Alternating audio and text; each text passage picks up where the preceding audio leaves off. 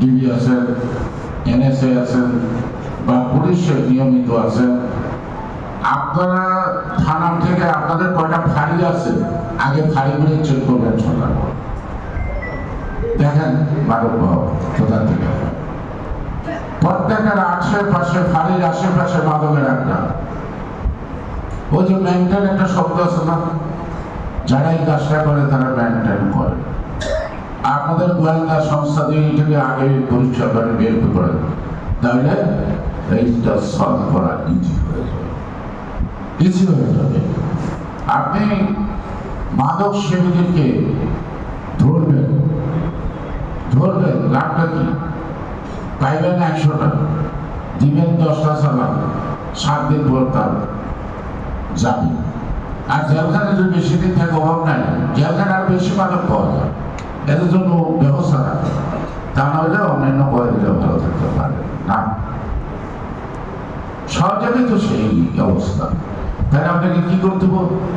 যারা মাত্র আসক্ত এগুলি ধরে ধরে গার্জিয়ানের দেখা নিরাময় কেন্দ্রে পাঠায় না, তাকে সুস্থ করে, তাকে জেল দিলেও লাভ হবে না, তাকে ঘুরে ঘুরে বেরোয় ফেলতে পারবেন, কিন্তু তাতে তো লাভ হচ্ছে না, তাকে সুস্থ করে। আর মাদকের গডফাদার, মাদক যারা এটা ক্যারি করে, যারা বাজারজাত করে বিক্রয় করে, তাদের মধ্যে মহিলার সংখ্যা বেশি। আর টোকাই সার্টিফিকেট থাকে, টোকাই যে কান্দে করে যে কাগজ খুলায়, তারা নিরাপদে তাদের কেউ সন্দেহ করে না। আপনি কেন চৌকুড়া থেকে এই ঢাকা মাওলাটা উঠতে এখানে প্রায় সিদ্ধেন হয়, কেন সুবেদার চিতাগোলা থেকে বাগড়ে আসতে আমার ছোটবেলা থেকে শুনতেছে সিদ্ধেন হয়। আর তদন্তদের কথা এই অঞ্চলটার কথা বলতেন নাকি অঞ্চলে বেশি মান ভাষাবন্ধ, তারা নানা কাজ করতেছে, তারা এখানে ফল বিক্রি করে ওইটা করে এই দোকান করে ফেরি করে আকার করে চলে যায় 10টা বড় স্থানে। আপনার বুড়িগঙ্গা নদীতে ফলাবলা থেকে আপনি ফতুল্লা পর্যন্ত আপনার নৌ পরিষ্কার দুধলি লগ্ন আছেন, সূর্যাস্তের আগে তারপরে আপনি নদীর পার দিলার নৌকার মধ্যে কি কি হয়, কি কি নেশা হয়, এবং এই নেশার সাথে যুক্ত হয় বুড়িগঙ্গার উপরে অভিজাত এলাকার ঢাকা শহরের ডকাইত আছে। ঢাকা শহরে যখন আইন শৃঙ্খলার চাপ দেয় তখন সমস্ত গাড়িদের কারণে এই নদীর দিকে বিভিন্ন চলে আসবে।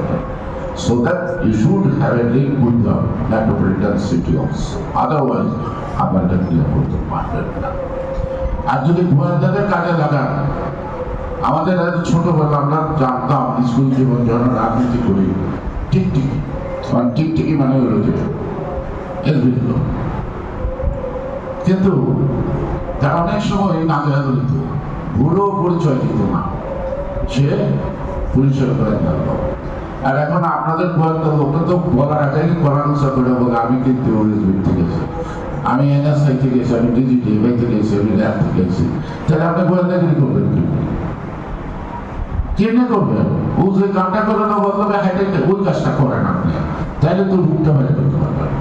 যে ডাকাতি করে ওদের থেকে ডাকাতি করেন, ডাকাতি করতে গেলে তো আপনার টুটার রূপটা আপনি আবিষ্কার করতে পারেন, তখন তো আপনার জন্য সহজ হবে। এখন আপনাকে দেখলে ভয় পাই লোকে না, আপনার নিজেই তো করে দিচ্ছেন আমি ওইটার লোক, ঠিক আছে?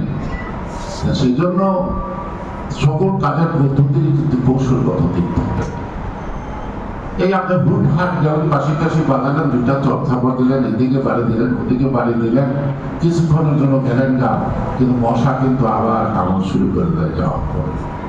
সেক্ষেত্রে মশাটাকে নিধন করেন, মশাটা তাড়ে লাভ হবে।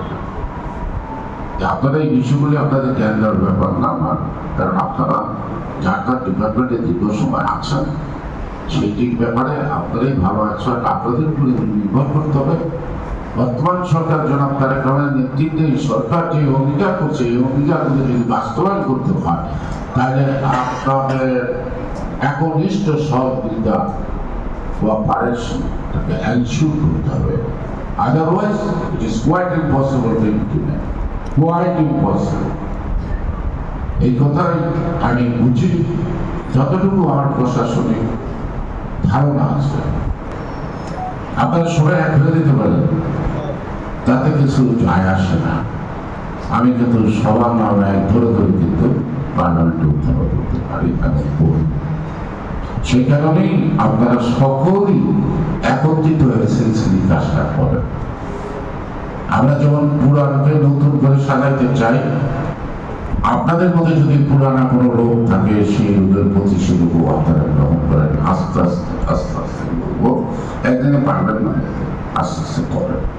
একটা টলারেন্সের মধ্যে আসছে আমরা দুর্নীতি জিরো টলারেন্স বলছি না, কিন্তু প্রথমত একটু বলবো মিনিমাম সহনশীল অবস্থায়, তারপরে আমি জিরো টলারেন্সে যাই। কারণ এখন দুর্নীতিটা অনেকটা বকশিসের মতো হয়ে গেছে, এটা ঈদের বকশিসের মতো হয়ে গেছে, এটা আমরা পাই থাকি।